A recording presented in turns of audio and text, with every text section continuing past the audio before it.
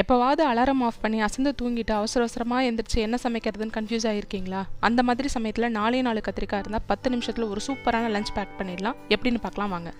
ஒரு சட்டியில் 1 டீஸ்பூன் குழம்பு மிளகாய் தூள் அல்லது சாம்பார் பொடி கூட சேர்த்துக்கோங்க. தேவையான அளவு உப்பு, ஒரு 5-6 பல் பூண்டை தட்டி சேர்த்துக்கோங்க. ஒரு கொத்து கருவேப்பிலை சேர்த்துக்கோங்க.